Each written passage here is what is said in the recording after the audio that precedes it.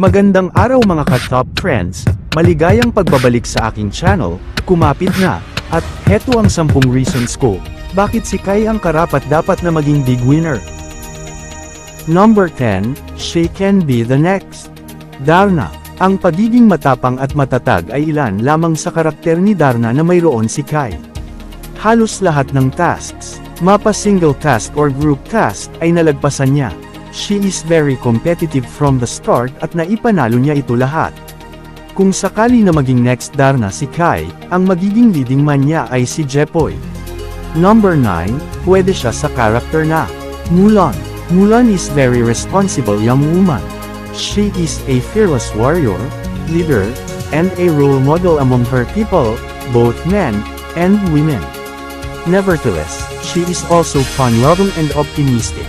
Same with Kai, pinakita niya paano maging role model sa mga manunood. Ang pagiging rasyonal niya at ang paggamit ng common sense ay ilan lamang sa strength ni Kai. Walang takot din siya makipagbardagulan pag alam niyang nasa tama siya. Number 8, she can be like Princess Jasmine ng movie na Aladdin.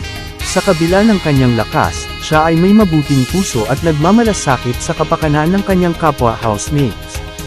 Ang bagay na maging leading man niya dito ay si London Boy, na si Jeren. Number 7, pwede siyang maging Snow White. Like Snow White, Kai is a beautiful teenage girl blessed with enchanting beauty. Kaya hindi nakapagtataka na crush siya ng gwapong happy feel na si JP. Number 6, Kai can be a beauty queen. Just like Pia and Catriona. Sa tindig, ganda ng mukha at pagiging smart ni Kai, bagay ito sumali sa Miss Universe at malaki ang chance niya manalo. Number 5, Kai can be like Bianca Gonzalez. Pwede siya maging talk show host. Dahil sa pagiging smart girl ni Kai, she is very fluent at malalim magsalita at very sensible. Number 4, si Kai ang pwedeng maging next Kim Chu, gaya ni Kim, si Kai ay malatsinitang princess na pwedeng gumawa ng movies na mala romantic comedy. Ang magiging ka-love team syempre ang bebe-boy natin na si Jepoy. Number 3, pwedeng gumanap si Kai sa remake ng Mara Clara, na pinagbidahan noon ng very iconic young superstar na si Miss Judy Ann Santos at iconic kontrabida na si Miss Gladys Reyes. Ang magiging kontrabida naman o magiging Clara, ay si Therese o Jazz.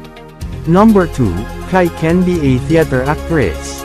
Just like the Broadway diva, Miss Lea Salonga, Kai is gifted with a beautiful voice. Sigurado akong malayo ang mararating ni Kai. Bago ko sabihin ang number 1, huwag kalimutan mag-share, like and subscribe para matulungan nyo ang channel na ito.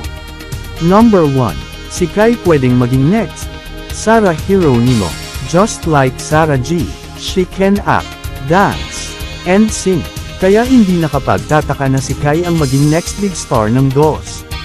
Kung kayo ang tatanungin, agree ba kayo sa lahat ng nabanggit ko? Please comment down below kung meron pa kayong idadagdag. Salamat!